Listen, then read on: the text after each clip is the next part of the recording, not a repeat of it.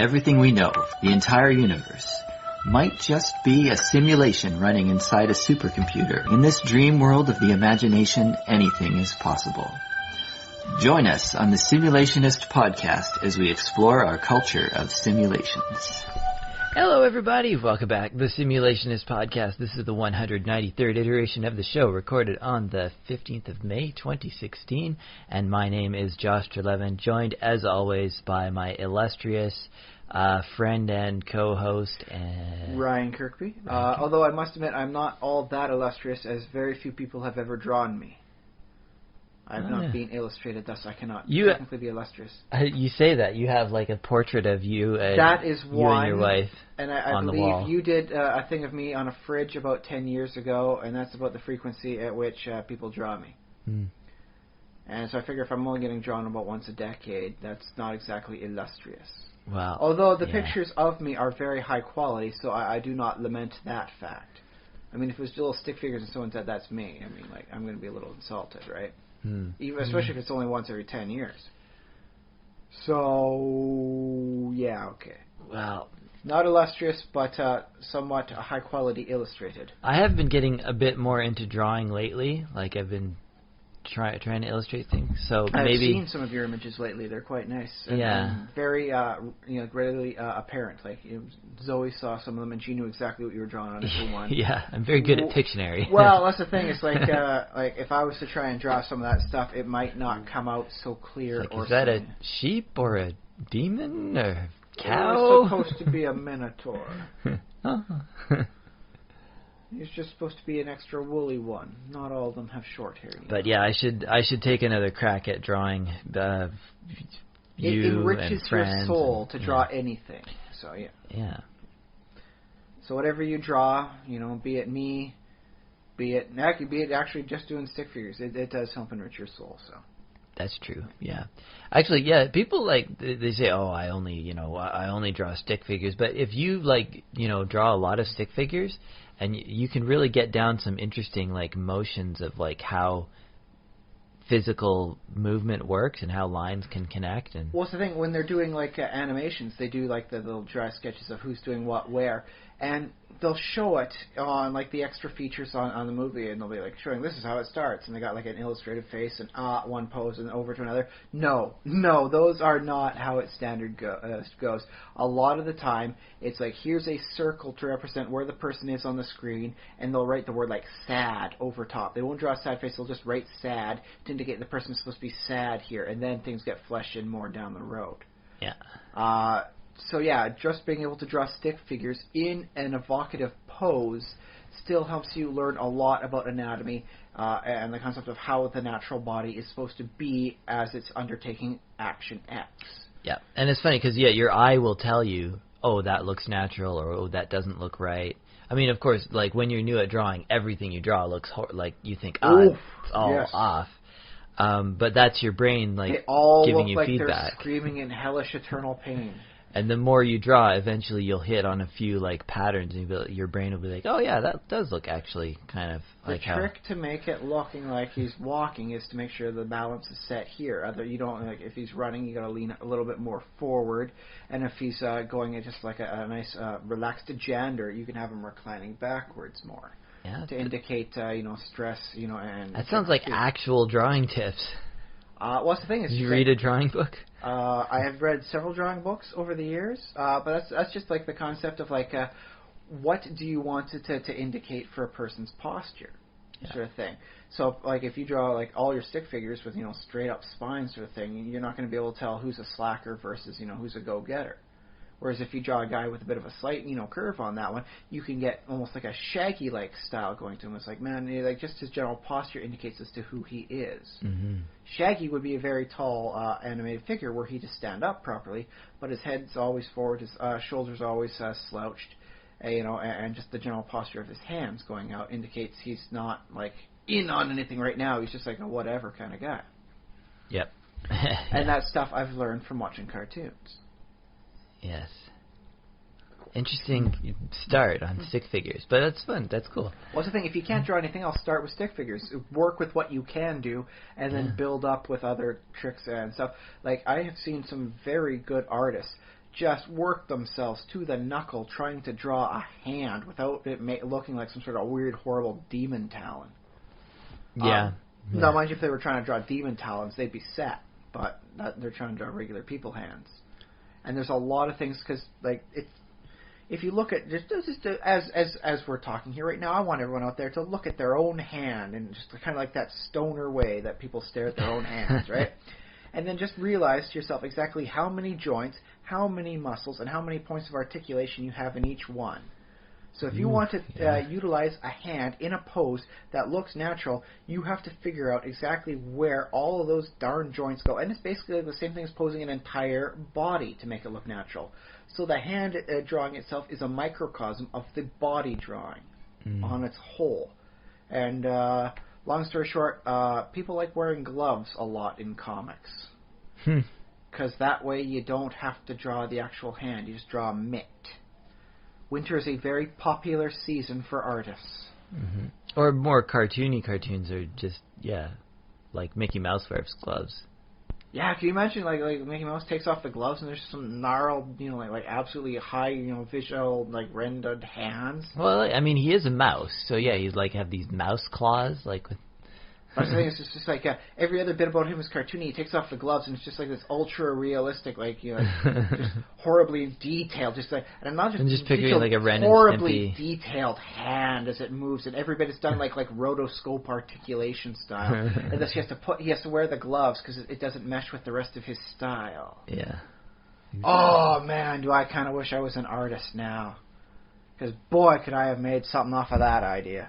Yeah, well, Ren and Stimpy used to do cutaways to things like that. Yeah, I guess it was kind of like a precursor to the Family Guy, what they call it, the manatee segments, right? Oh, I don't know, but... There was a joke in South Park where the bits that Family Guy's known for was generated randomly by manatees moving balls around into various areas, and so that would form their general, like, oh, did I ever tell you about that time this happened? And it'd be all manatees doing stuff.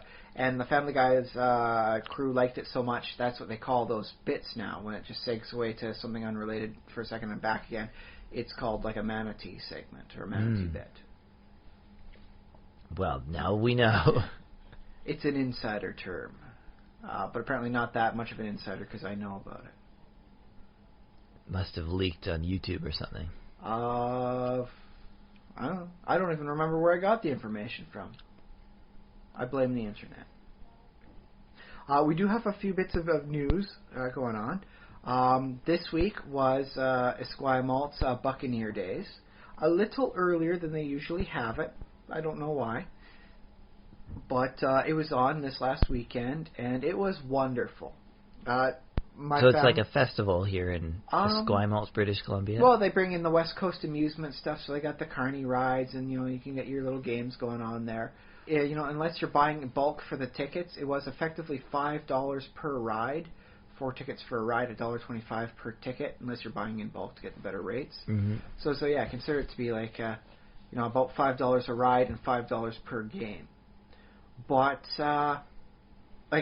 it was almost surreal the times that my family and I were there, because there really wasn't any lines for almost any of the rides. It wasn't because I grew up, like every summer you go to the Calgary Stampede and there's lines and lines and lines, and they're wonderful rides. But to go on, you have to go through like the ride has to go at least 3 or 4 times before the line winds down far enough before you're on there. This one was just like you walk on up, you give them your tickets, and hop on in. Like, go for it, it's all yours.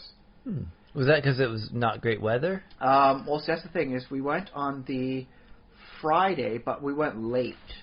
I wound up having to work late on the Friday, and then it was just supposed to be, go down to the library, get yourself some new movies, and then maybe play, at the little park behind. And it's like, well, we can kind of hear stuff. So, like, we need some milk, and it's right behind the country grocer. So maybe we'll just mosey on by and see what they've got. Hey, while we're there, why don't we just go on a ride or two? And so we just kind of, segged our way in just inch by inch until we were there and doing the whole thing. And so I was a little late the one night, sort of thing. And then the next day we left just as it started raining. So the weather wasn't exactly 100% cooperative with them. But there were people there. It wasn't like it was just us and the carnies, and there was no one else there. No, there was a decent amount of people there, but it wasn't enough people to cause line-based congestion. So it's like, oh, hey, like the zippers going up there. That one actually had the only line I saw, and that was only like a one-ride wait for it. Like everyone goes on, and then clear out the line as the next bit goes, and the line forms again as the ride goes up. Other than that, because here's the one thing: it was really nice. It's like, oh yeah, like what should we take my daughter on? It's like, oh, there's a carousel there. Just walk right up. Can I put my daughter on one of the horses? Sure thing. Put her on. Off I go, and then she rides the carousel. And it's just like, that was nice. That was easy. That was convenient. It wasn't like a huge mess of like they didn't have to keep track of so many parents. It's just like this guy wants to put his kid on. There we go. Yeah. On the other hand, because I grew up with the Calgary Stampede with its long lines, it was almost a surreal experience. Like, it's like, what do you like mean? Being I a don't zombie have to wait. apocalypse. Well, it was almost the abandoned amusement park.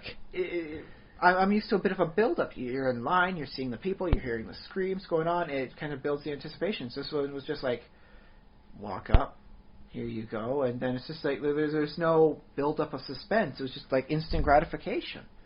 So was it less fun or a different kind of fun?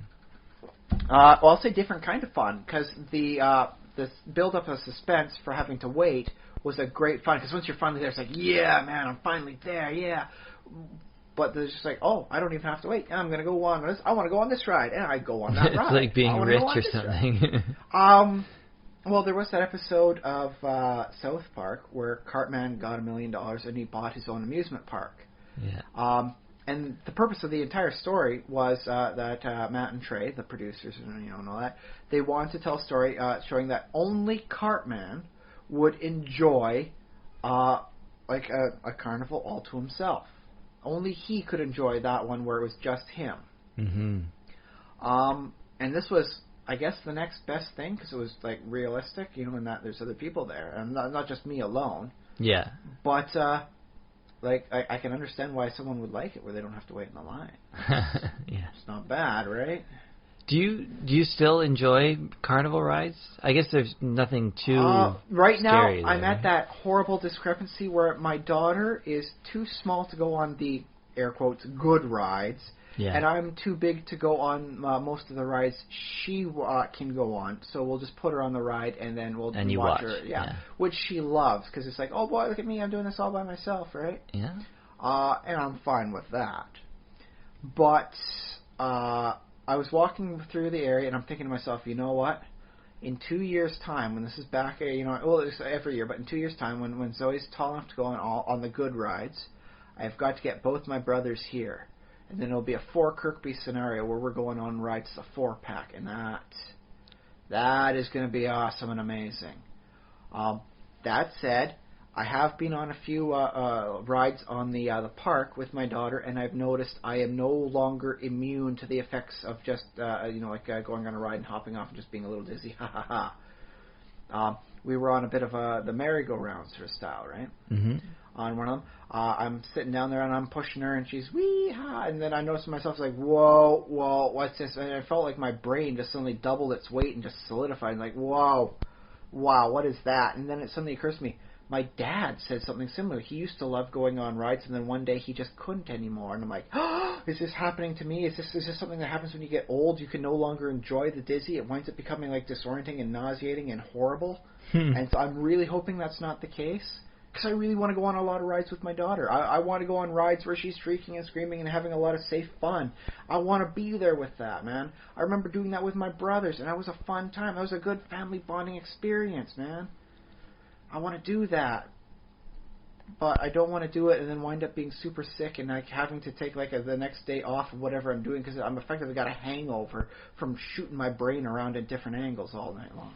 Because I'll say, like, for me, what happened with me is I had a period in my life where rides were absolutely terrifying, and I was afraid to go on them. Fair enough. About the time when I got tall enough to actually go on them, I was still too scared to. So you got to get yourself mentally prepped on these rides, yeah. Yeah, and I guess I had a brief section of my life, probably aged like 12 to 16, when rides were really awesome. Like it worked, it clicked for me. Right. But then after that, it was like, oh, now I'm just sitting in a steel box and I'm turned upside down for some reason.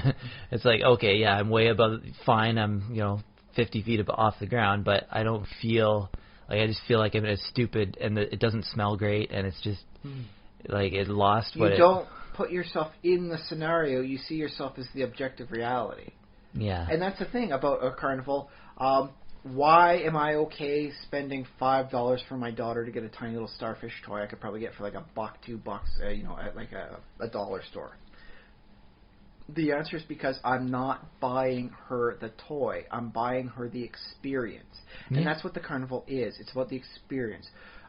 They have the stuff where kids win every time. And they had two options. One was you pick out 3 ducks, and there'll be something written on the underside of the duck. 3 smalls get you a prize. You might be able to get like the duck that says medium or large. I think there might only be 1 duck a piece in the entire group that says that. Right. Or you do a thing where you fish for little sharks. You got a little hook on a chain, and you got to find these little sharks with rings attached on them. They're not real sharks, don't worry. Yeah. And you haul them on up. Maybe there's like a white shark in there, for the great white shark and all that. But we never found any. But Zoe was so happy because it's like, okay, this is what you do, Zoe, and I show her. And then she goes, and she just sticks the the hook in and just shakes it around. Because like, if I go faster, I'm going to get more sharks, right? And I'm like, no, it's fishing. It's a game of patience, and you got to go slow. And I showed her, you go for effectively like a deep trawl to try and hook the bits of the sharks on there for the rings. And then every time she brought one up, I got one. She was so enthused about it. Every time she pulled up the shark on her 3 tries, she was so damn happy to have gotten that shark that the prize, the little starfish thing she got from there, was effectively a secondary bit. It was the experience. I got 3 sharks, and that got me a prize, and I got myself a pink starfish. Yeah, that is worth $5. And so that's the thing with the rides too. You have to get yourself in the zone. It's not just like you're sitting in a steel cage and now you're upside down. It's like, dude, you're going to go on the zipper. This thing is a chainsaw. Is what it is. For those of you who don't know, the zipper, it's an oblong piece of machinery with several cages. They fit about 2 people a cage. And the cages go around the oblong thing, so it's effectively you are one of the teeth on a chainsaw kind of cycling around. And each one of these cages is itself capable of doing independent movement, and the oblong part itself goes in a circle.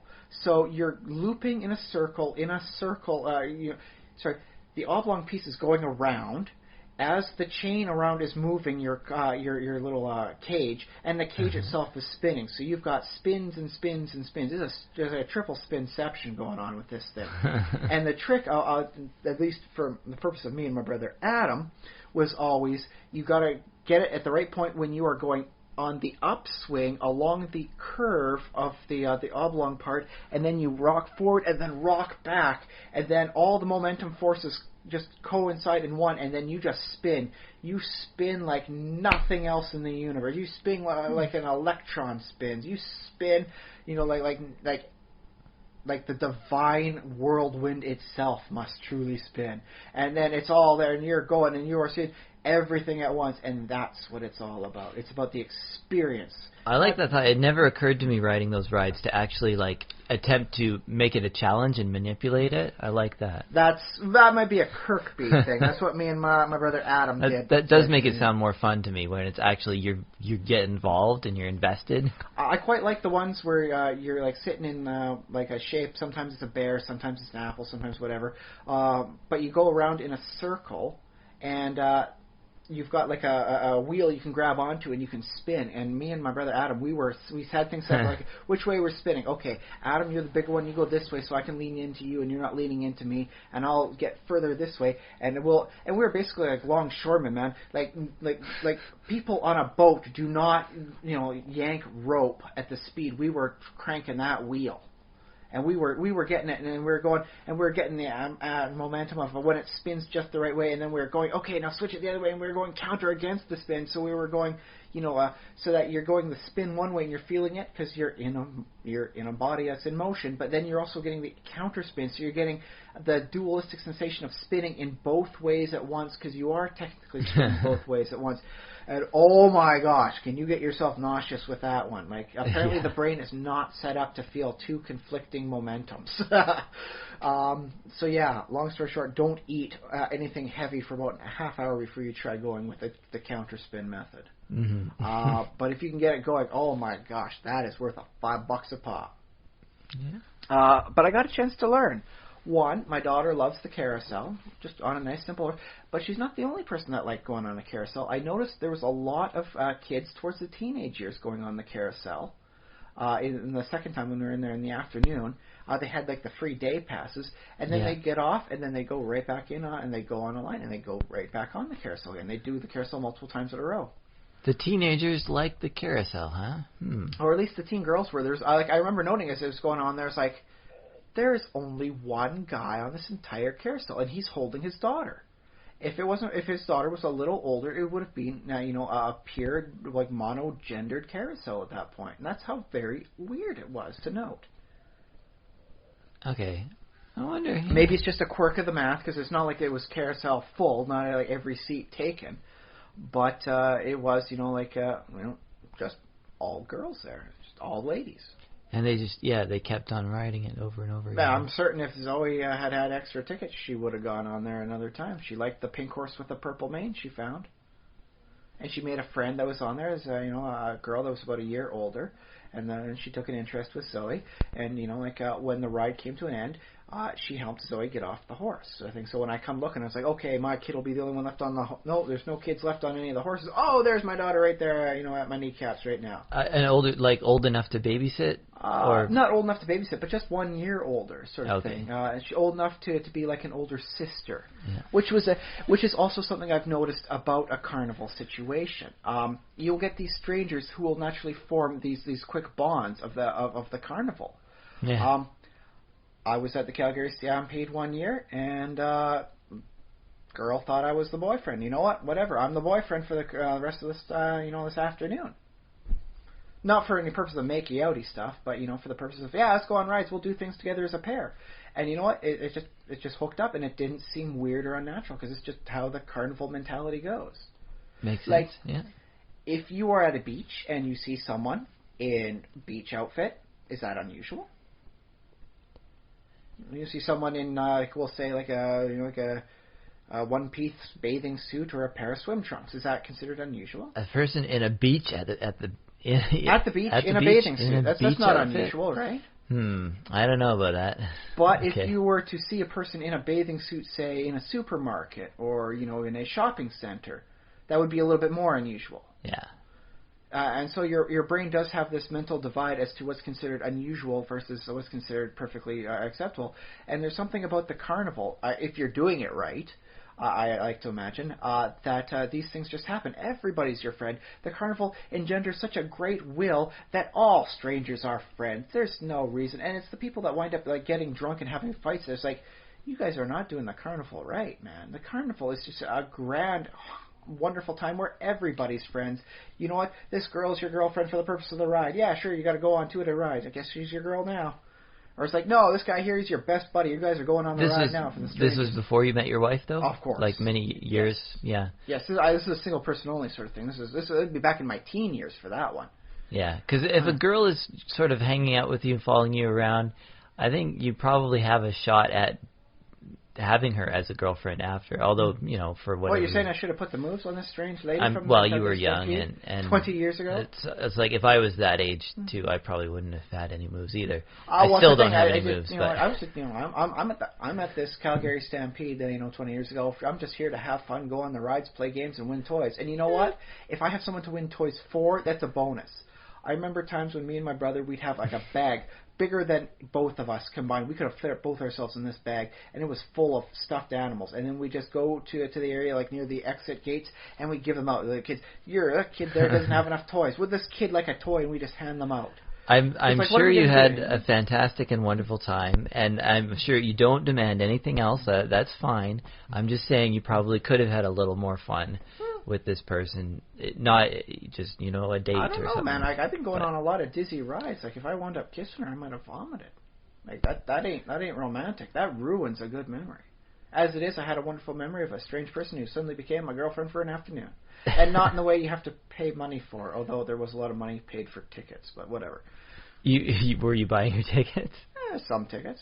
She had some tickets to herself. I'm helping her out. Why not, man? I mean, it's all about the goodwill. I just had so much good vibes going on. No, I'll say this to the people out there. I am naturally just a bitter old shriveled person. I kind of always have been. But the carnival is such a wonderful, magical place. It can turn even a horrible grunch, a grip like me, into just a happy, wonderful person. All I'm saying is you probably could have got that one kiss out of it, and worrying about throwing up. That's just for our listeners who are still single and who might still be going Don't kiss when you're nauseous. No, go for it. Well, don't let that worry you. Well, I mean, settle yourself down. In stomach. I mean, don't kiss if you got a stomach flopping around. Give yourself 30 seconds, man. Then go in for the kiss. Exactly. It's no excuse. Like you gotta go for it. I mean, obviously, don't kiss someone who doesn't want to be kissed. Yeah. If it feels right, try, like move in for it. But if it feels forced, it's not right.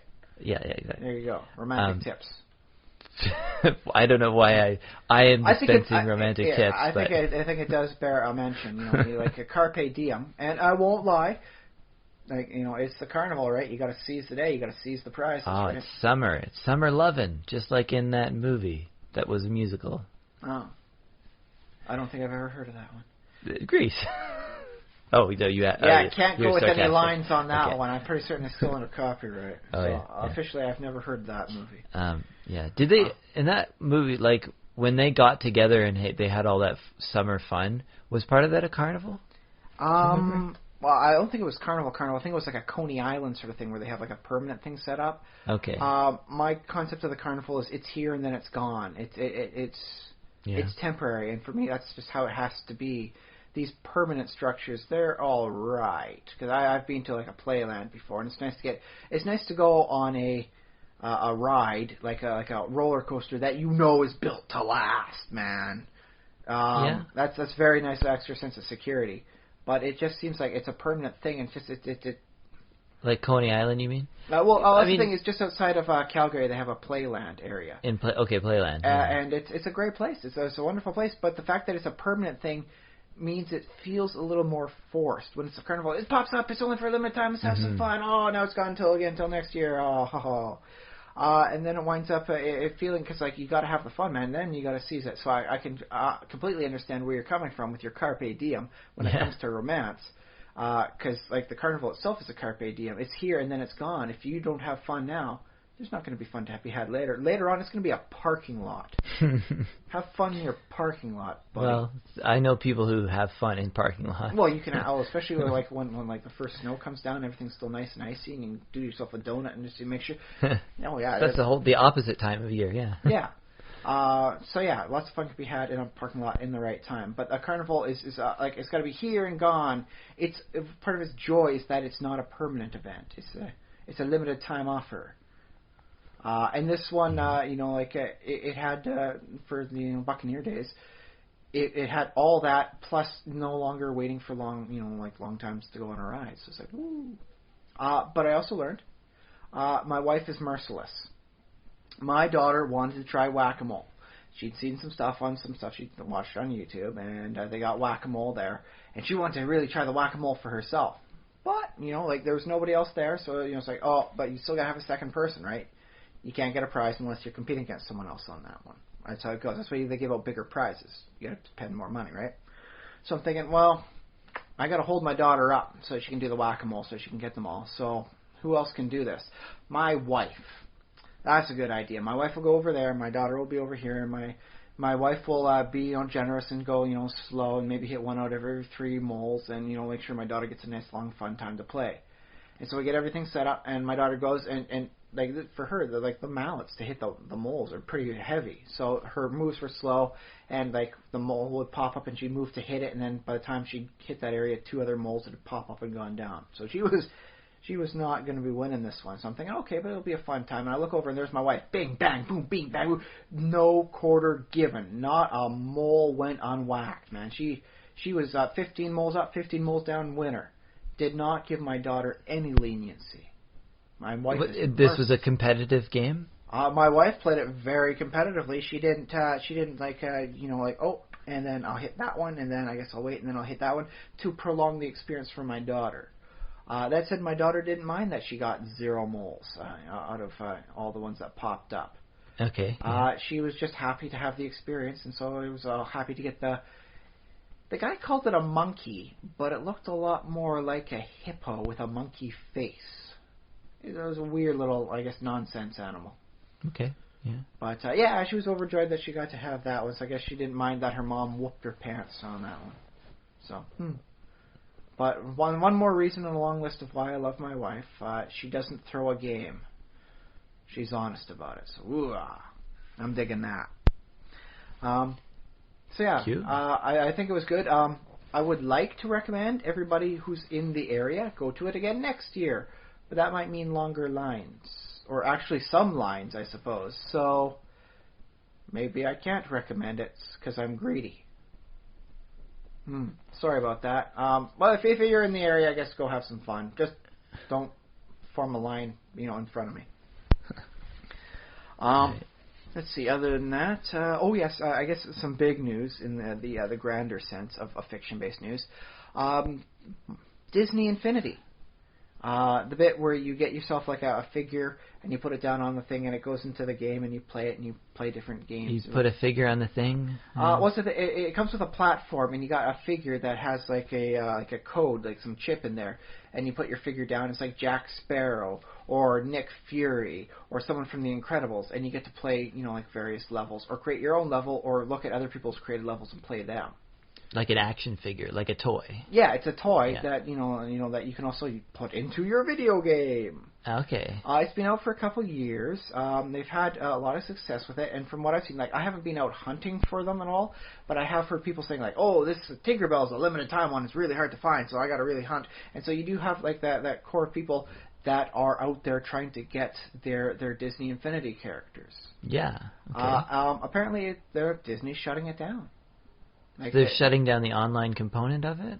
They announced they're not going to be doing any more of it, and they will eventually shut down the servers holding all these custom-made levels everyone made. And it came to me as such an out-of-the-blue surprise, because it's like, dude, they've sold like 100 million units. And this is like a system that, like, everybody, love it or hate it, has clearly said this is going to, like, empty your wallet. This is a wallet-draining, game. Because to get all the figures and do all the stuff, you're going to have to pay like $650 to get them all. You don't have to get them all. I mean, you want Tinkerbell, get Tinkerbell. You want Jack Sparrow, get Jack Sparrow. You want the Hulk, get the Hulk. You don't have to get them all. Okay, yeah. But Disney invested a lot of time and a lot of effort, like years into this one. And they brought in a lot of intellectual properties, like as I mentioned, Pirates of the Caribbean, The Incredibles, The Avengers, like Peter Pan stuff, and now they're just they're saying, no, okay, I guess we're done with that now, on to other things. Huh. And that's what I still have against online and digital games. Someone else can yank the ground out from underneath you, and all of a sudden you wind up without it. They've done it with City of Heroes. I loved City of Heroes. I felt like a hero. Even the random quests in there still made me feel like a hero, and I loved it. But they decided $1 million a month was not enough money, so they canceled it. Huh. Say, oh, geez, I guess, $1 million isn't enough time and energy, to spend on something that people love. So they canceled the whole darn thing and dropped out, and now I can't play my superhero. I had a nice little hero called Dynamite. Just a tiny little person, so it was like with a lot of energy power. So it's like Dyna as in dynamo and might as in tiny. It's the only thing I could think of.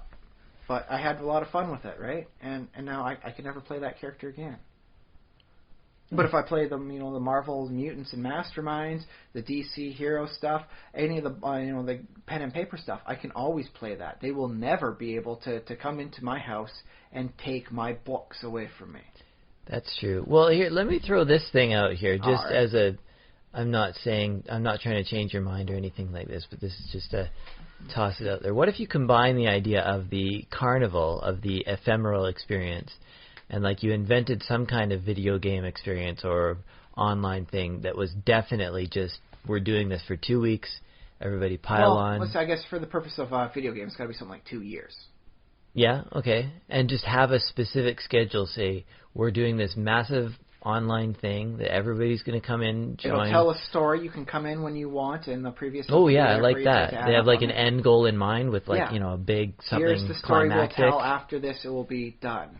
And then we're finished. And if it's really popular, we'll sort of regenerate or do a sequel or whatever. But sort of we can tell another story, I suppose. Yeah, but just to have a self-contained. I do like that under the proviso that there is no extra money spending in there. If you're going to spend money to become part of it, that is it. There's no in-game app purchases or anything else like that.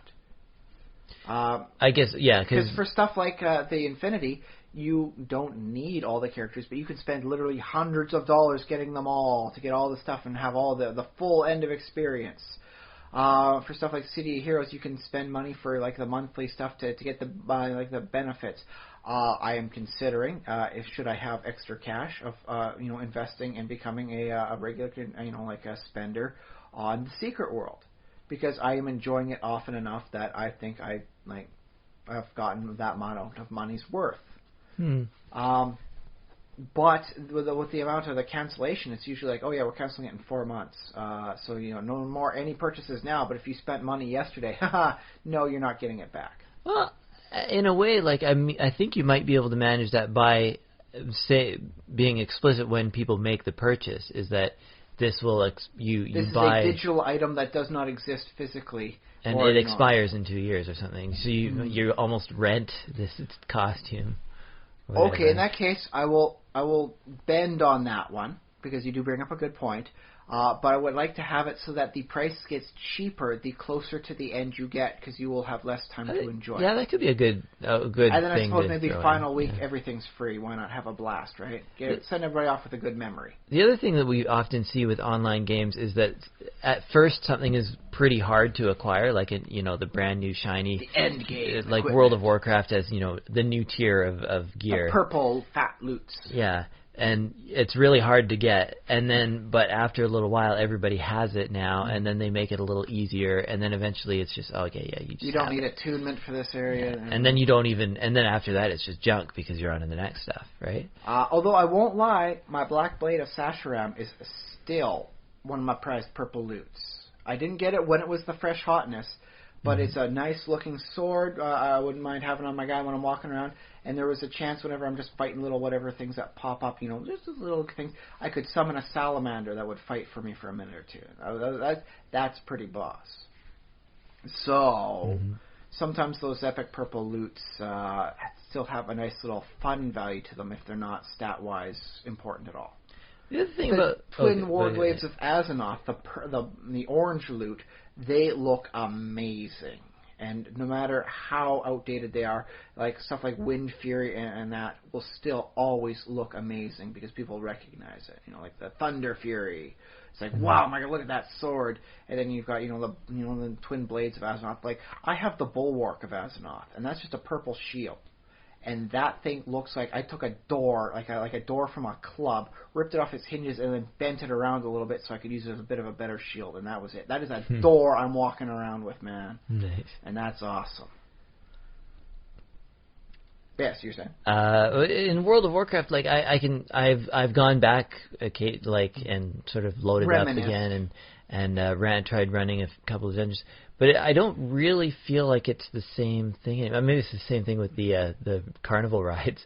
I'm just there's a moment where it's like really good, and then you go back to it as you're like, I remember feeling great about like playing it and be like, oh yeah, I remember I really loved this. I ran through it so many times. The 5-man raids, in the North Rend, I loved them. I was like, once I got to know what the heck I'm supposed to be doing in there, it was just a blast. I'd do one after another on the random group finder, and even if the group sucked, I'd still have fun. It was it was a carny ride each time there. Yeah, but then sometimes you go back later and it's like, well, I tried Cataclysm's 5-mans and there was gimmicks going on I didn't understand, and it's just like, what is this? And I fall off the side and I'm dying. What's up with that? Yeah, but I think part of it is that at a certain time in your life, like I was investing a lot of time in WoW, so yeah, preaching to the choir on that one. Yeah, when you just jump back into it and like try and absorb everything all at once, you're like, well, I gotta get to work, or I got to do this other thing. Yeah. So I don't have enough time to really invest to enjoy. I did always make certain to enjoy everything I did in WoW, and that's why it took me so long to get towards the end game, is because I was off in the nooks and crannies poking around. Yeah. I once, before they redid the maps on the whole thing, I once literally swam around the edge to find that no man's land behind Stormwind, where people teleport in for just a quick quarter second. Oh yeah. When they're just generating for the first time. I made it there. I think I still got screenshots. Yeah, I went to some weird places. I made some like bank vault characters and I ran them to like goblin villages. Like one was through the what's the swamp at the south end of the East continent? Oh, the Eastern Kingdom's swamplands.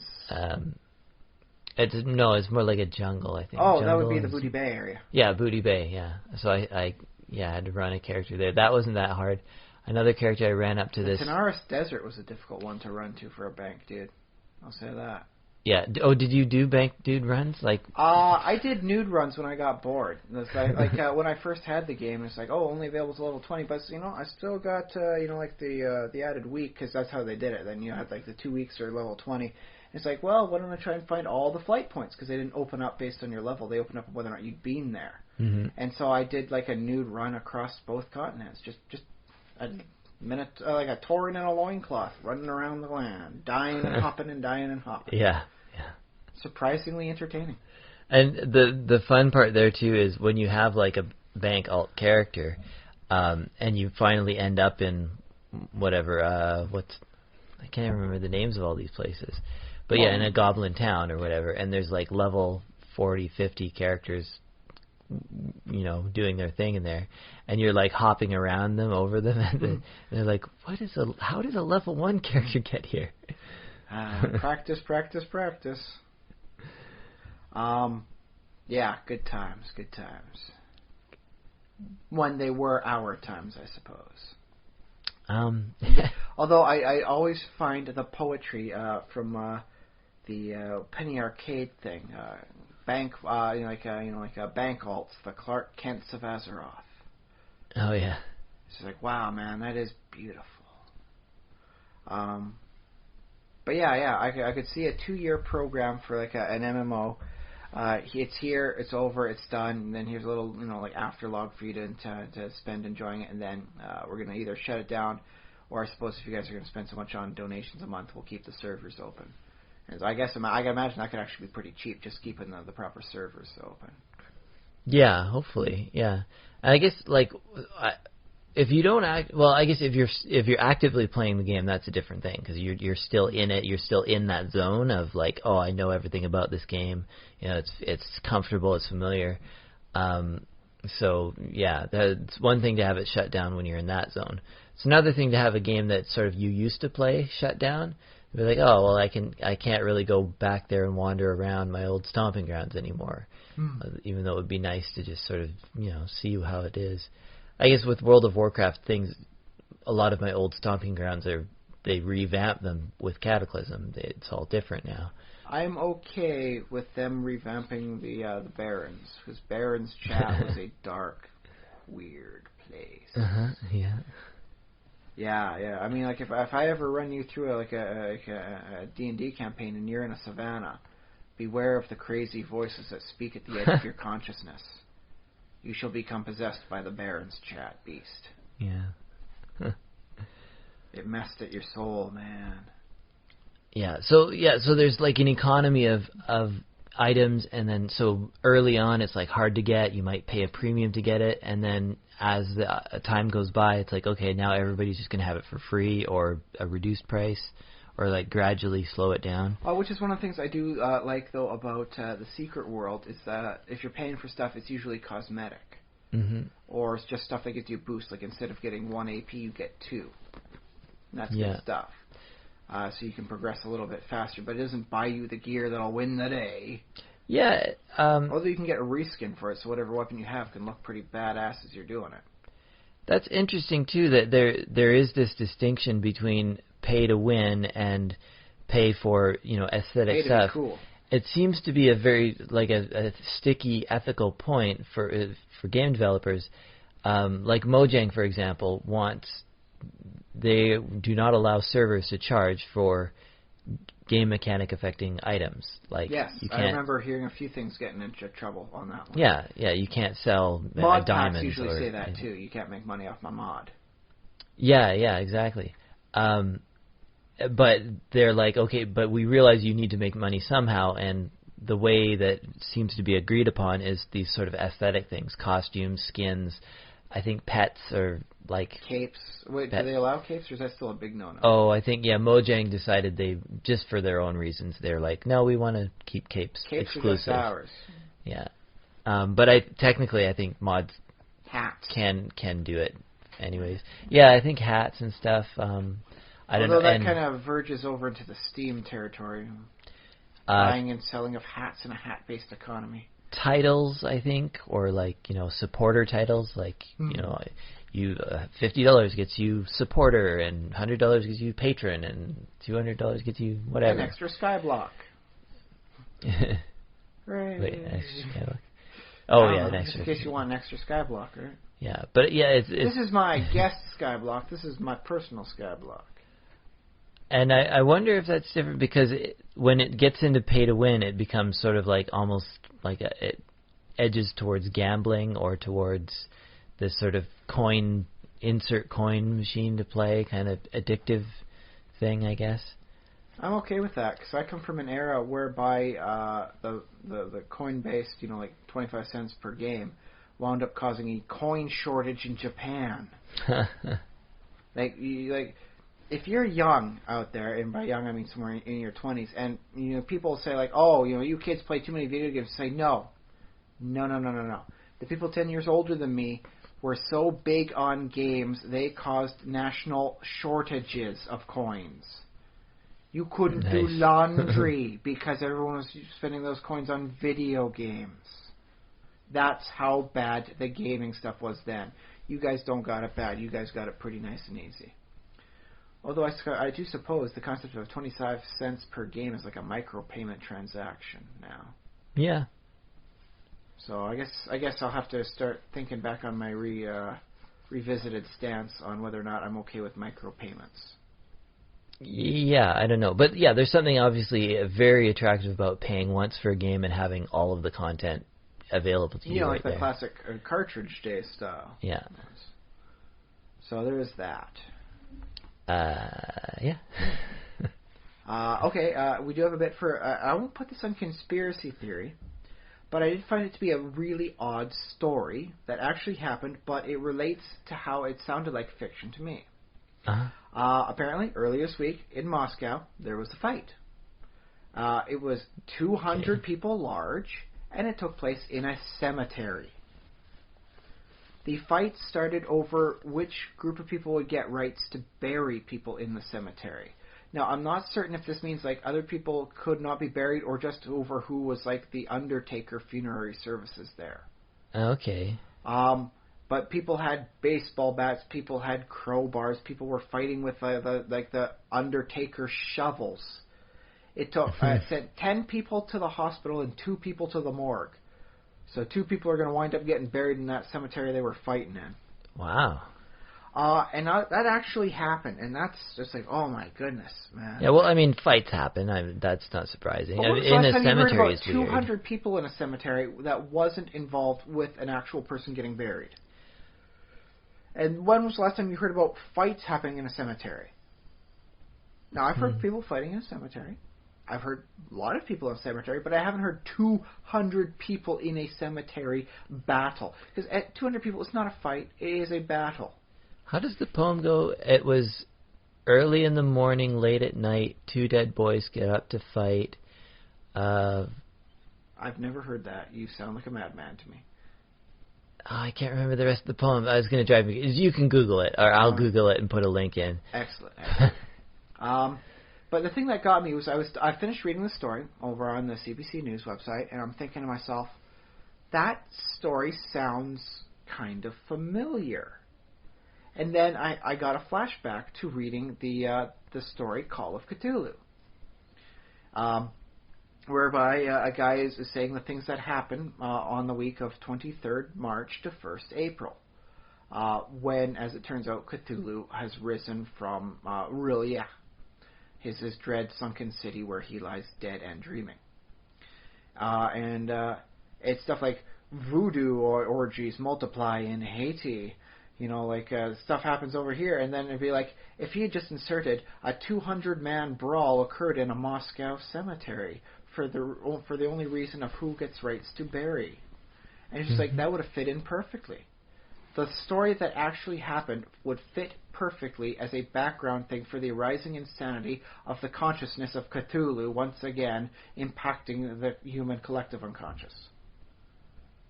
And so it's like, this is a true story, but it scared me because of my fictional knowledge on levels that the average person I don't suppose would wind up getting scared by. Right. And it's just like, oh, how wonderful. Now I'm going to be worried. The only consolation was that this happened this week in May, as opposed to like 23rd March to 1st April. It's like 90 days off. On the other hand, the story is about 90 years old now, so if Cthulhu's Awakening potential happens 1 year and a day off, it would coincide properly. But yes, if anyone's out in the South Pacific, there's some coordinates I might want you to look at to make sure there is not a city there right now. Right. So, yeah. Is there not like, what was it? Is it Romeo and Juliet fight happen in a graveyard, or no? Maybe I think there's a fight happening in a graveyard, but it's not 200 people large. No. Well, I mean, it could be if everybody was there, scaled up the play, because the Capulets and the Montagues are pretty big families. I don't know if they have 200 each, or 100 each. Well, that would involve every member of the family, on both families, to be there, sort of thing. This is just 200 Muscovites. Well, I mean, I imagine it's basically 2 factions, right? It would have to be. Yeah, because they're fighting over, who's got the, the right to bury people in the cemetery. Yeah. So it's like 2 rival undertaker organizations got into a lethal brawl today in Moscow. Mm-hmm. It's like, wow, man, that's a crazy story that fits so well when humanity, loses its urge to not kill as Cthulhu rises. I grew up with this sort of, I guess it's a caricature of Russia as and the Soviet Union up until I was 9 years old, I guess. But I grew up with this sort of caricature of Russia just being absolutely, completely dysfunctional, and nothing makes fits with your greater worldview of Moscow, and just that nothing makes sense there, and the government is all completely backwards and all tied up, and you can't do anything, and people just randomly just sort of die of starvation just because someone forgot to send them food. Yeah, or whatever. So what you're saying is only in Moscow could a 200-man brawl have occurred in a cemetery. Well, I don't know, because sometimes people will give a similar sort of... I won't lie, I had the same thought. It's like, yeah, that sounds about right for Moscow. I don't know where else this would have flown. Well, sometimes people describe the states in a similar way, like the United States, in a similar kind of everything's just screwed up and nothing works properly. But that's in the inner cities where such a thing would have occurred. The cemetery would be considered a fairly safe place because, dude, dead people, some respect. But it's the capital. Washington, D.C. has some pretty bad, violent boroughs, areas. And Moscow, I don't know what Moscow is like. I don't know Washington, D.C. is like either, but I'd imagine Moscow probably has similar, maybe not the same kind of problems, I don't know. But humanity? Yeah, it's just people and a But here's lot the of thing. people in a small area. If you're in a cemetery and a fight breaks out, I can expect you to be a little worried about, like falling and cracking your head on a tombstone. I can understand worrying about the other guy swinging a shovel around at your face. Mm-hmm. I don't think you should have to worry about baseball bats and pry bars in a cemetery. So I think there's some very deep things going on wrong there, and this was always going to wind up being a fight somewhere. Because like, who the heck just walks around with a baseball bat and pry bar? And, well, I guess I'll go use these in a fight now. It's like, no, you came in wanting a fight. Yeah. You knew what you were getting into. But yeah, that was just a really weird story, and it was so weird I had to double check to make certain that like, this was a real story, not some sort of weird April Fool's Day in May sort of thing. Yeah, I mean, it doesn't sound. I mean, besides the Cthulhu thing that you bring up, it doesn't sound I mean, the only weird detail, if there's only here, I'll say this about like a really good conspiracy story. If there's only one weird detail, I don't know if it really qualifies. Like, as a fight in a cemetery, that's only one kind of weird detail. I mean, I'm glad we talked about it, and we can sort of speculate and tell stories around that. Okay.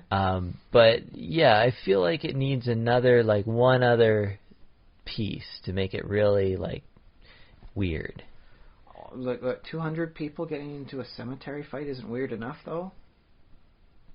I don't feel like it. Wow, dude, your weirdo meter is so far discalibrated compared to mine. I can understand a fight in a cemetery. Like I can see maybe up to a dozen people get into a cemetery fight. Mm-hmm. But 200 people? I mean, that's the sort of thing where you got to get commanders to coordinate each side. Say, oh no, they're attacking our flank. I need more men with the pry. I need the pry bar division on the left flank. Get the shovelers over on the right. And for God's sakes, swing the bats, come the center. Yeah, well, I'm just picturing Moscow as just having a lot of crime families, and that was just too particularly big. You know, I don't even think this was a crime family. There's regular families. I don't even think they were families. I think this might have just been two undertaker organizations. If we don't get the rights to bury people in this cemetery and be the exclusive, barriers here, we are going to have to close down our doors. And so it's two arms. I should mention it was a big cemetery. I won't lie. Apparently, this is considered a very large, sprawling cemetery. So it can fit 200 people to fight. I've been actually. This is a wedding now, but I've been to events in which there's been it was a wedding in this case, but it was sort of people who didn't like each other, and a lot of them, and a fight did kind of sort of break out, and got broken up, but you can sort of see what that's like when it's because it's not just young punks trying to peacock against each other. We're talking like old men and their wives are egging the men on to fight each other. And this is it is bizarre, but it happens. I've seen it. I imagine to the unemotional mind, all fights seem rather bizarre, though. If you're not emotionally invested in something that's starting a fight, it's going to seem like stupidity and madness, rolled together in some sort of crazy delicious burrito. Yeah. So I guess maybe it sounded like a really good idea. It's dude, we gotta fight them off. If we can chase them out of this cemetery, we can keep the organization running, and we won't have to fire anyone. It's well, we better start fighting then. I hope you guys brought your baseball bats to work today. It still seems like a level of craziness you don't normally hear. Thankfully, I mean, if this was like a normal thing, it's whatever. Although it does make me remember this was for comments on the news section underneath and all that, and people were how come they have to mention a bad news story happening in Russia? Why don't you mention protests happening over in France right now? It's because there wasn't 200 people in a cemetery in France fighting each other to the death. That's what makes it newsworthy, is that this is like a large number, a violent occurrence, and an odd location. If it was 200 people fighting each other to the death in, say, Stanley Park, I think that would be worldwide newsworthy. All right. If it was 200 people fighting each other to the death on an ice rink, like some sort of like really controversial call happens, both sides get in on it and they're fighting, and then the fans take to fighting, and you get like 200 people like actively participating in a brawl that spans the rink as well as the stands. I think that should be newsworthy worldwide. Do you remember not long ago there was a big biker fight in Waco, Texas? Yeah, I remember hearing. Do you remember reading about that in the news? I don't know the numbers on that one, but it was like a big biker fight. I think it was less than 200, but it was maybe 100. Yeah, I see 50 people aside, so I think it sounds like a good amount for a good amount for a biker crew. I guess what's weird about it though is like if I had if what you're saying is true about the two different like Undertaker organizations, if I had an Undertaker organization and I believed I had the right to be working and burying in this place, I wouldn't gather my troops and guys with shovels and stuff. I would just call the cops. If I'm going to get into a fight, you know who I'd want to have on my side? Undertakers. They do a lot of heavy lifting. They are a very grim bunch. You do not want to mess with them. Well, I don't think they're all like the Undertaker from WWE. No, but I mean, like, it is a grim job that like weighs heavily. Like the fact that you have to be burying people and it's not going to end as long as there's people. There's going to be people that need to get buried. Yeah. This is like another thing. Like, oh, it's a pretty bad job, but you know what? It'll be done in 2 years' time, and then we won't have to do this anymore. So no, people will keep dying. They'll always keep dying. They'll always need burying. Everyone is going to always be losing someone, and that can weigh pretty heavily on the psyche when you're the one burying them. Also, a lot of physical activity being done, so they're up. You're digging all those graves. You're digging the graves. You're helping with the caskets around, and that's a body plus a casket weight, man. That is good upper body strength. Although I guess they must use like heavy equipment nowadays to dig graves, but I don't know. They said it was a large sprawling cemetery, so I imagine there's some areas where you just can't bring the big stuff. Yeah. Plus, it does seem a little rude to have like a diesel-powered, thing in there. Just like, oh, here's where people rest forever. What was that? I can't hear you over the sound of the diesel generator to power everything we need. So it's like I can definitely see a cemetery being like a no engine location. I mean, I can picture like a fancy schmancy cemetery, but I mean, you got to This is a rather large cemetery, so apparently this is not just like a whatever cemetery. This is a cemetery with history. What's the Walmart of cemeteries? That's the thing. Is like this is like they kept mentioning sprawling large cemetery. This is kind of one of the notable cemeteries of the Moscow area. But again, do you have any speculation on why they didn't call the police? Is it the whole just that Moscow police would just require bribes?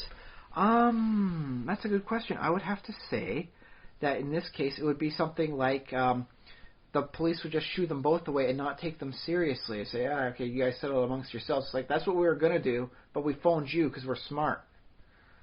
So it's like if there's apparently there's some sort of breakdown in thing here. Like there's no bidding contract. And do they not have zoning laws? And I would have thought. Apparently the zoning laws are so badly written or so badly enforced, you have the right to shoo other people off the land. Mm. It seems rather weird because I mean, from what I read, it was it's just enough to realize this is not an entire story. This is the tip of the iceberg. This is literally 10% of a story.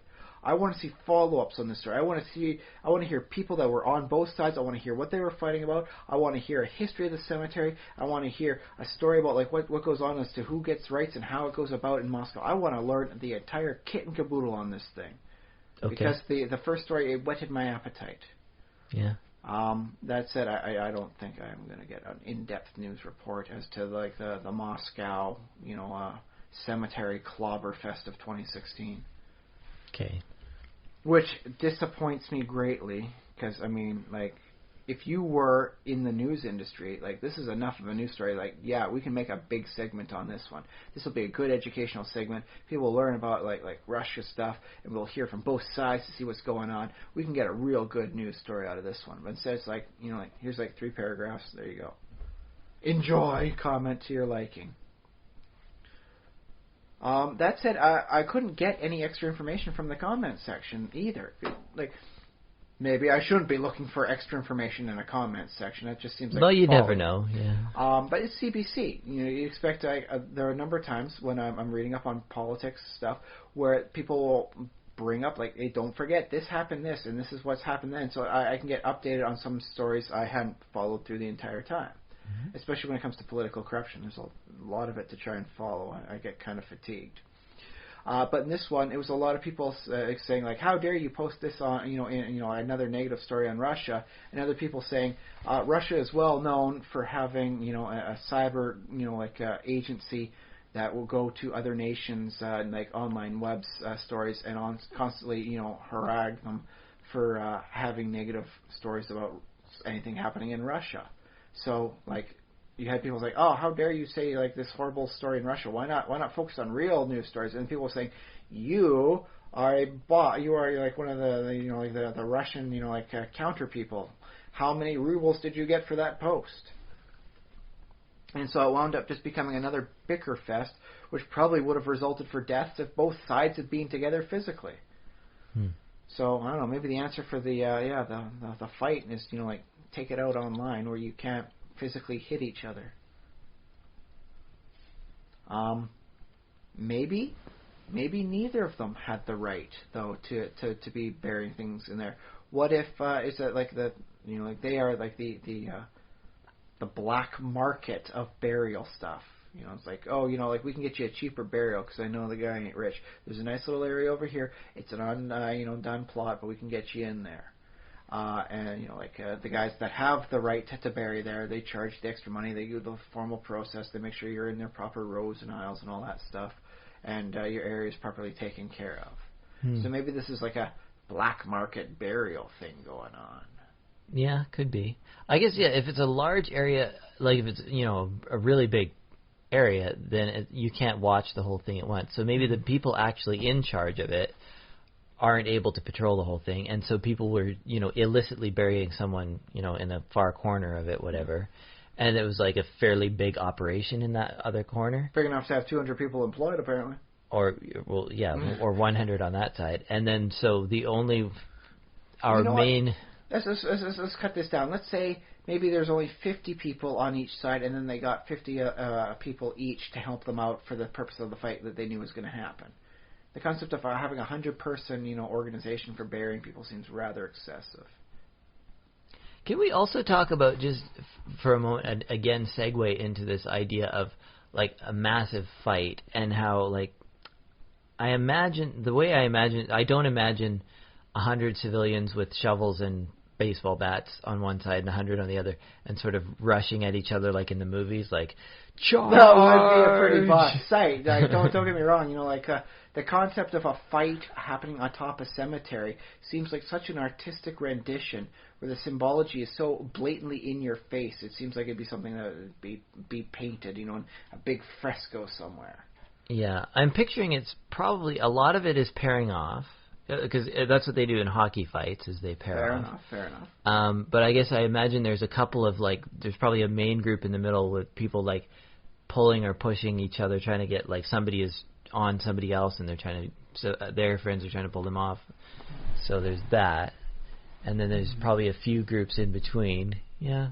But I don't imagine like the entire all 200 people all going at it like full strength. Well, here's the one thing though. Is if I was to be participating in this 200-person graveyard fight, I would not want to be in a group with just one other guy. I'd find some other people on my side, and we'd band up together, and we'd pick off the littler guys.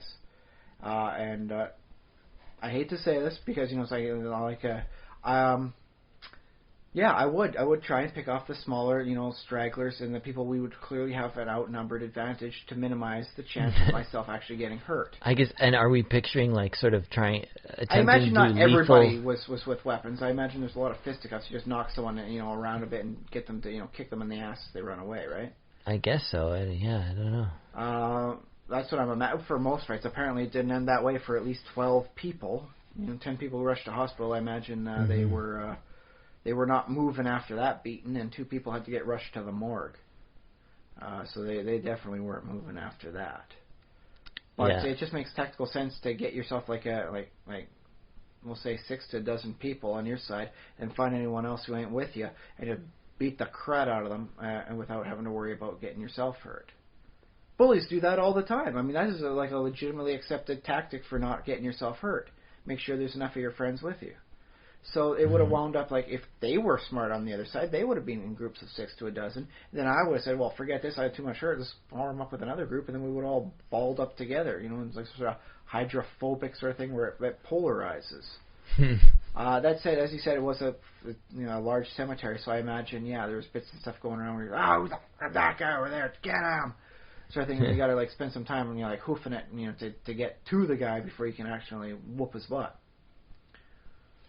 So like as I said though, this requires so much more. There's so much more to this story I am not hearing and probably won't hear, sadly. Because I want to hear more on both sides. Okay, yeah. And here's another angle to even imagine it as. Conspiracy stories and all that sort of thing where, things happen and then they come up with like a different explanation that to make it sound a little bit more reasonable and much more mundane. What if there was 200 people in a cemetery to fight some sort of horrible undead creature that popped up?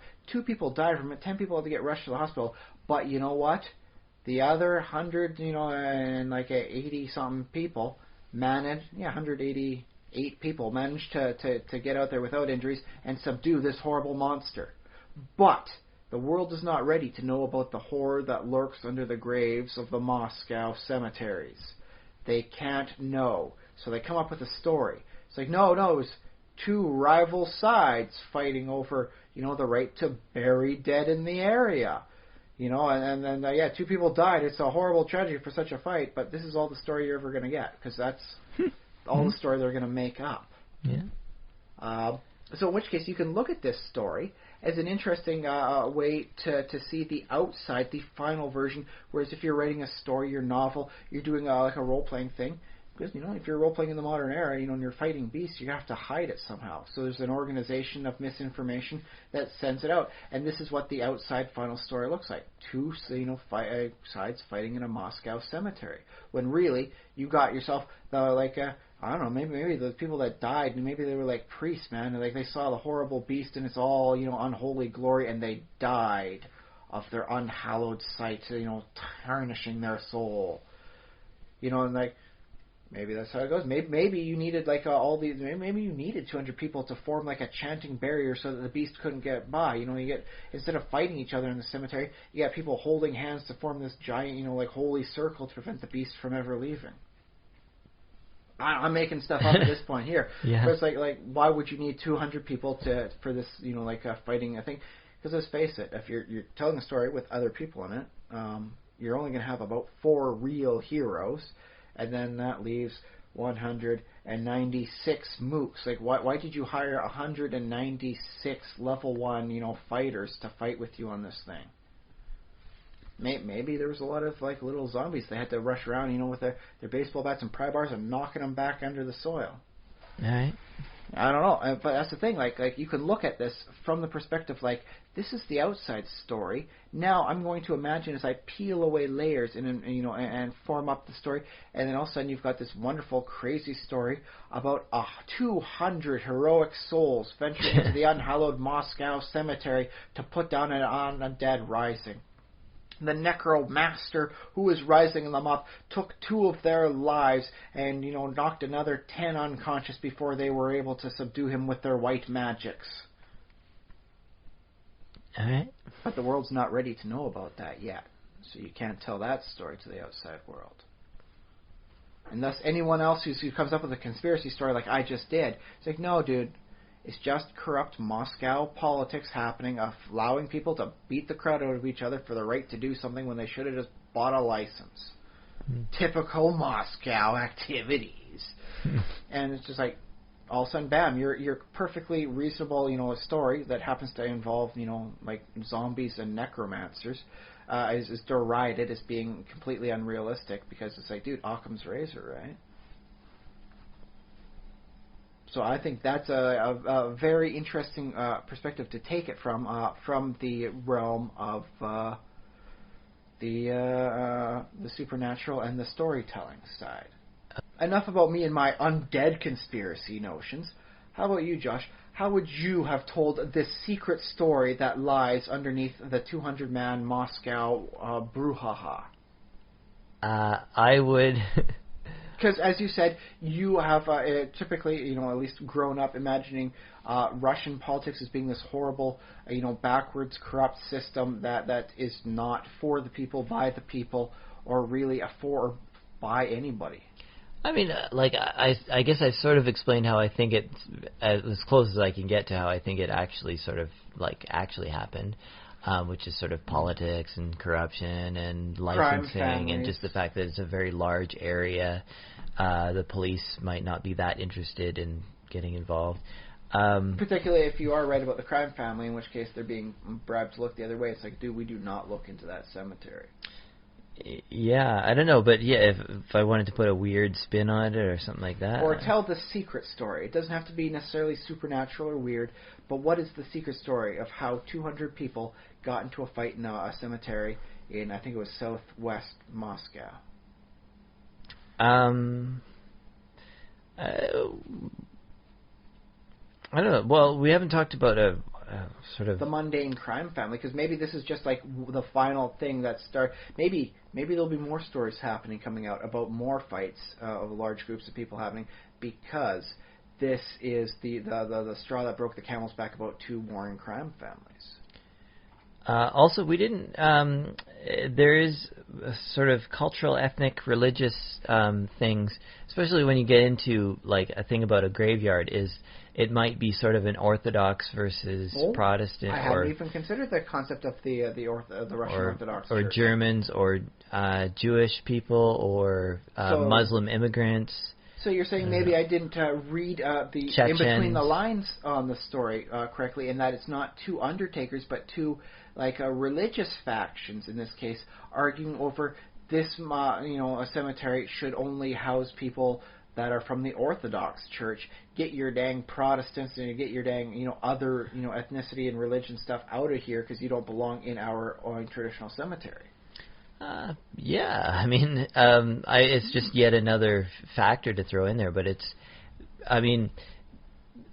weird because when it comes to where you bury people, it's not just like sort of one person deciding has a feeling in their heart. It's like it's a whole community sort of feeling entitled to know our people belong there, and our people belong in our cemetery. You are not us. You do not belong there. Yeah, and both groups are saying a similar thing. No, that's our cemetery, our people.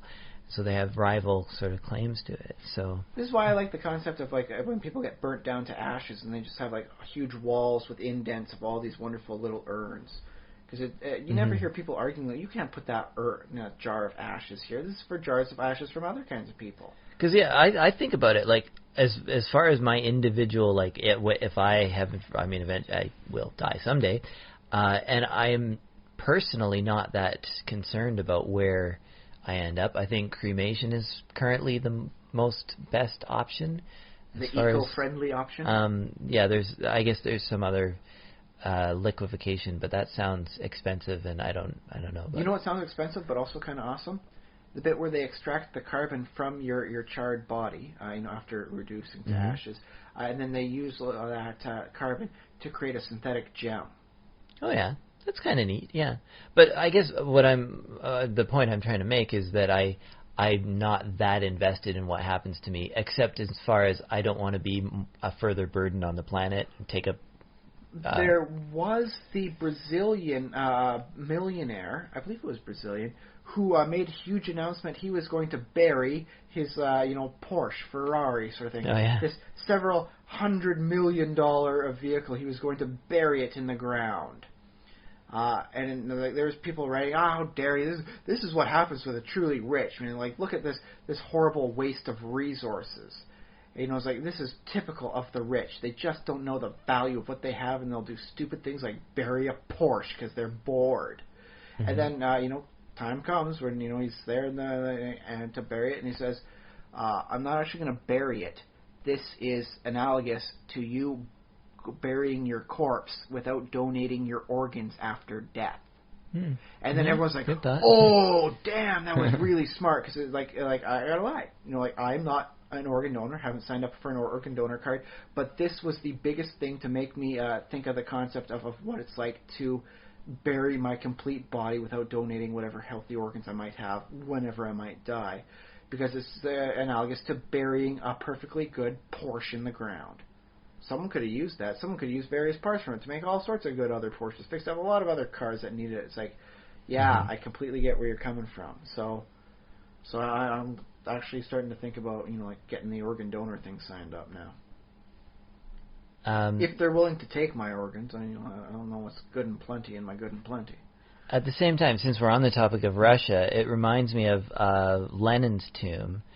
And okay. Lenin is still in. I believe you can. I don't know if you can still see him, but it was for a long time. You could still go in and see him. Yeah, the preservation process they used on him was just world class, man. It was the best available. I mean, it has its flaws, but yeah.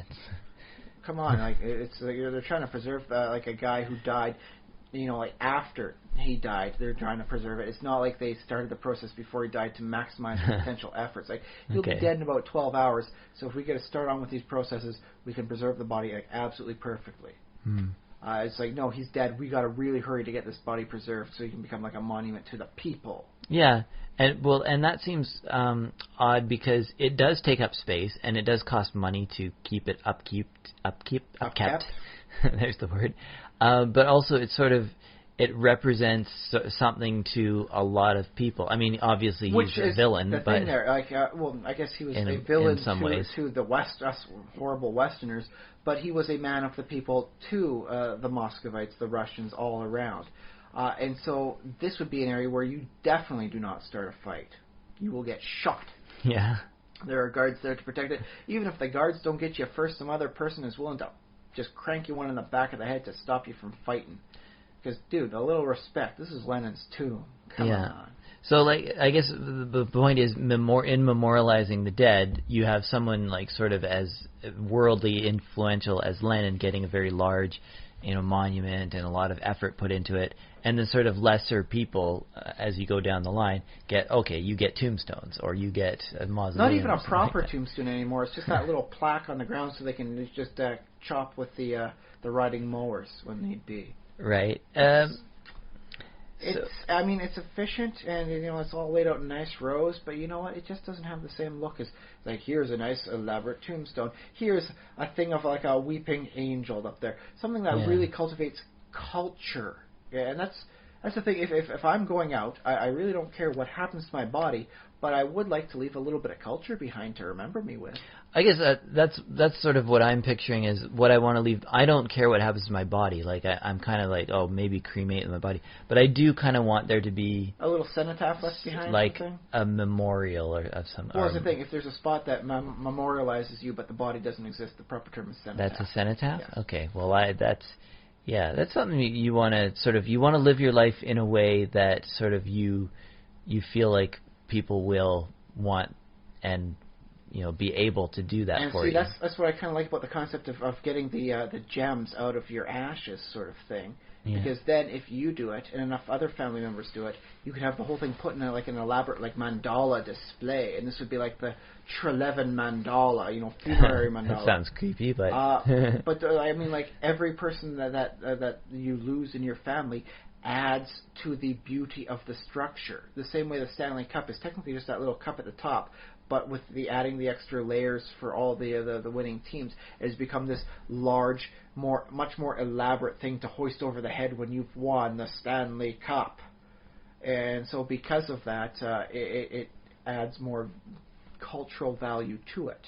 Mm-hmm. So for the purposes of this wonderful elaborate gem-based display, it could even be like housed in, say, a museum. Like a local museum could house it. It's like, oh yes, this is to show like the nature of art, after death. Maybe it's an art museum, maybe it's like a local history museum, whatever. And then whenever one of the family members dies, it gets added too, and it becomes more illustrious and more elaborate. I guess that's the other thing, though, is there's a sense of beauty to it that way. In this case, in Russia, what we have is we have established. I'm assuming we have established traditions of, like, this is their version of that. It's like, oh, okay, all our dead people are going to sort of be in one area so that we can sort of have this. It might not be that beautiful, but the idea is to make it as beautiful as possible, like a place to serene. Yeah, a place to remember them and collect this legacy of a family, or a group of people, and then you have conflicting two different families or two different groups, however that works out, wanting the same space, and they have because they're not just inventing traditions. They're continuing on, and there's a lot of people. There's a group of people who all sort of cultural inertia, believe the same thing gravitas, together. Yeah. So it's not like one person can just say, we're okay without this. We don't need really this graveyard. We can just any old graveyard will do because this is the tradition that has been established, and you want to continue it.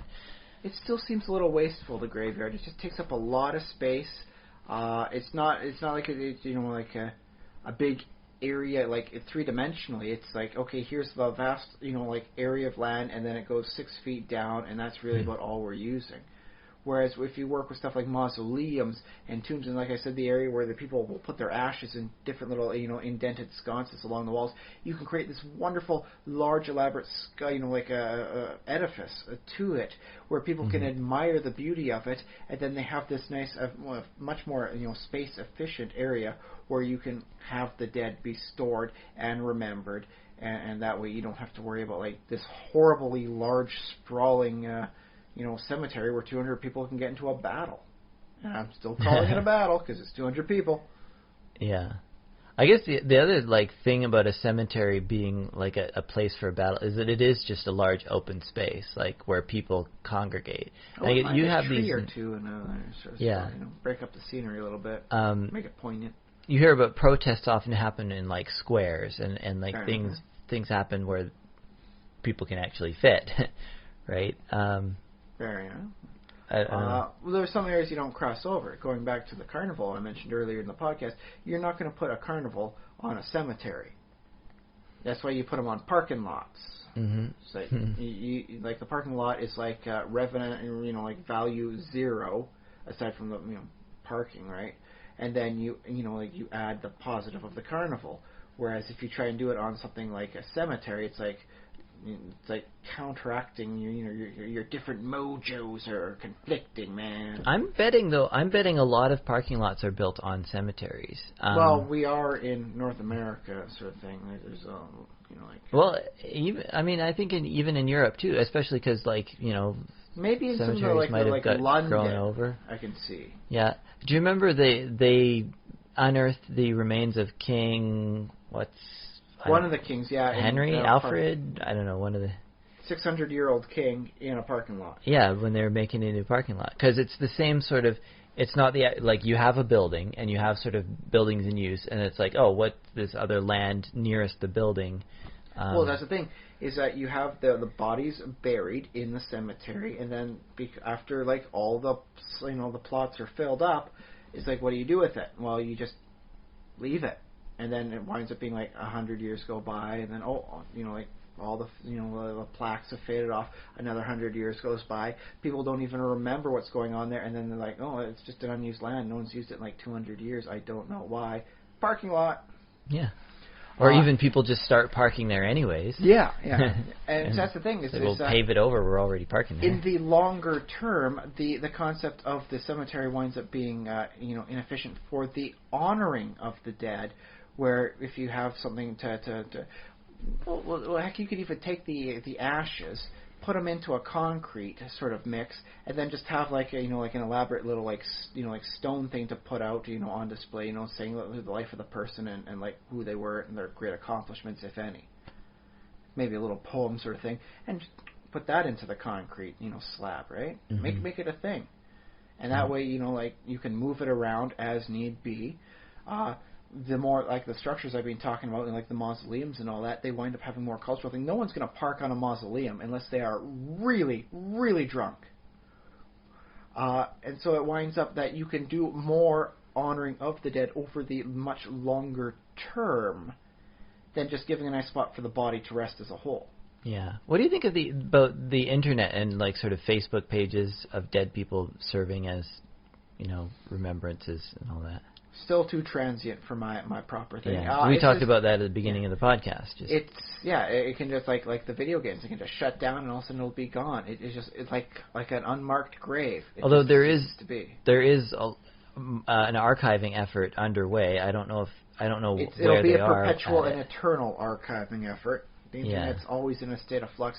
But you can go to the Wayback Machine. If there's a way to represent any of like the chaotic planes in D&D on the real world, I think the internet would qualify as a really good example of a chaotic neutral place. Maybe. It's always changing, always in flux, always updating itself. That's just a little tangent there. But like a website to honor, I mean, like just ask the tripod people, right? Ask the Angel Fire people what happened to their websites. But I mean, there might be some like archived, but they're archived there, not really there. It becomes a tombstone to a tombstone. Like, this is once where a tombstone stood. Here is what it looked like. But isn't an archive ultimately sort of the place to put things like that? I mean, you can't just have it sort of sitting in everybody's way, like on the internet, like have a banner ad to, come see my memorial page, and sort of have that on other websites. Someone's paying for the advertising, and stuff needed. But I go for it. But I do understand what you're saying. Like, it is the equivalent of what I've been talking about with these structures. Then, the Wayback Machine for these ghost pages would be the equivalent of, I really wish I knew the term for it, where you can store like a whole bunch of bodies in repose proper in different styles. Oh, ossuary. Ossuary is only for when you're making. Ossuary is only supposed to be for the bones, where you store the bones of the person. Although it has changed its connotations over the centuries. I mean, catacombs. Catacombs has to be in certain other areas. There's proper definitions for everything. Like if it's a catacomb if it's under the ground. If it's under the ground of a holy land, it's a crypt. Okay. Yeah, this is actually good information. Yeah. I'll see if I can't link stuff up. Good for D&D. Yeah. Mausoleum is an above ground sort of thing. They've got area terms for just where you put the bodies in like an alcove in underground areas. Mm-hmm. But as I was saying, like, what was I saying? You distracted me. Sorry. But yeah, the ossuary originally was you bury a body in a graveyard, and after a certain amount of time, it's like, dude, we need these graves. Because these are old bodies. They dig up the areas and like empty the plots out, and then put the bones into what was the ossuary. And then somebody said, I'm artsy and weird, and you guys aren't doing anything, so let's make this a beautiful bone room. And then the ossuary became known as the spot for where you put the bones in an artistic fashion, right? Which I can still dig. I should throw one of those into my next D&D adventure now that I'm thinking of it. Yeah. I do have a note to make it a monster. And that's the first thing players are going to expect. Oh, room full of bones? Oh, are they going to come alive and attack us? No, dude, it's art. I have culture in my campaign, you damn hack and slasher. Jeez, I try and give you a little culture, and look what you do. You want to attack a gazebo next? And then the bones... Smash a statue? Thinking it's a stone golem. Only ever have stone statues because they must be golems. It's culture. So you're all plain barbarians now. But I suppose that's brought us a little over our 1 hour 30 minutes. Yeah, social media and stuff. One other thing. I would just want to shout out Travis because he wanted to shout out on the podcast. Yes, we managed Our good friend Travis Nielsen was over here earlier. Yes, a long-time friend who we haven't had an opportunity to see in about a half-decade. Yeah. And his wife and also our dear friend Tanya. And Tanya was here too. Yes. She didn't ask for a shout-out, so she's getting that one for free. Yes. Well, also Travis getting his for free. It's not just the squeaky wheel that gets the grease. Sometimes the dignified wheel gets a little grease too. Yeah. And, if our listeners want to send us emails, send us ideas, thoughts, comments, thesimulationist@gmail.com is our email address. You can tweet at me at Josh_Trelaffin, TRESLAFFIN. And you can comment on our Facebook page, facebook.com/thesimulationist. What else? Oh, comment on our YouTube channel, youtube.com/thesimulationist. Support us on Patreon. Look us up on there and support per episode or whatever. Pay for the batteries. You don't have to, obviously. This is a free podcast, but if you felt like contributing in some way, that'd be... If we blew your mind, consider it. Let me see. Oh, and if you have a real-life friend, the best way to spread word of podcast is by word of mouth. So tell people in real life. Send them a link. It's transient. It's not going to last forever. Have listening parties. Is this worth a listening party? I think it is. If your D&D group fell through and you guys are just bored, you want to lay down, like something happened, you're all sick, like, oh, Dave, man, you got us all sick with your horrible, cough all over at the table last week. So we're all here, but I just have the energy to play. Just put on, the Simulationist podcast. Let's all just lay down and enjoy it. Oh. That scenario sounds unlikely, but, well, I suppose if it happens, I won't complain. You know who the best roommates are? Gamer roommates. Yeah. So if Dave got you all sick and you're just all lounging around making sure you're all still breathing for the rest of the week, put on the podcast. At least, close your eyes and relax and just enjoy, man. I should mention, the other nice thing about a podcast, and I hope someone listening to this is doing in such a thing. A position I'm sorry that they're in a bad position, but what I'm about to say is that if you're something like, stuck at home, bedridden, or stuck in a, remote location, or somewhere where you don't get a lot of human interaction, if you're in the hospital or something like that, I hope that we somehow reach you, and maybe perhaps that's the type of people who listen to podcasts. It's not necessarily just that. I, historically growing up, have had a rather nasty history of migraines. Turns out I needed glasses. The migraines aren't so bad anymore. But when I had the migraines, just even having my eyes open was a pain. I was still very much conscious and alert, but having my eyes open was a horrible experience. So what can you do with your eyes closed, sitting still?